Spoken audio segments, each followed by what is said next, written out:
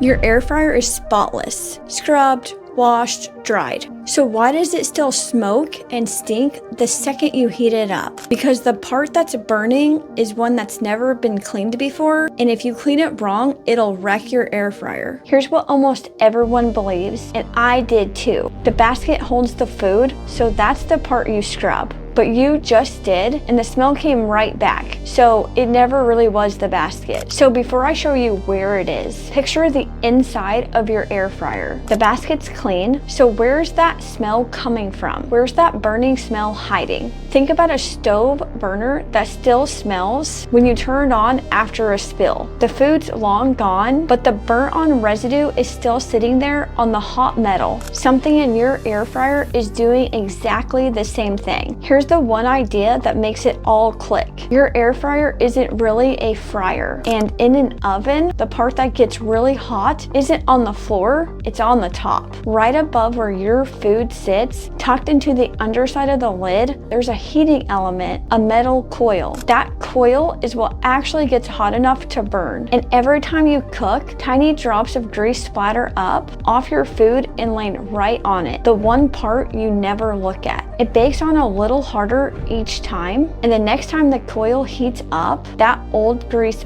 burns, and it's baking on right over tonight's dinner. So if you've been searching on how to clean an air fryer and every video just sends you to scrub the basket, they're cleaning the floor of the oven but ignoring the ceiling, and the ceiling is where the problem lives. You're not doing anything wrong. Nobody tells you that element is even up there. But here's what trips people up once they know. If you clean it the wrong way, it can wreck your machine or the basket. So let's do it in the right order. First, because this thing is electric, unplug it and make sure to let it cool down all the way. Not warm, but completely cool. That coil gets extremely hot and you're about to put your hands right next to it. Once it's cold, pull the basket out and tip the whole unit back so you can see into the top of the chamber. That's where the coil sits. And here's the relief. You don't have to take anything apart. No screwdrivers, no unscrewing the element. The dirty part is right in the open once you look up. Take a soft brush or a barely damp cloth, wipe,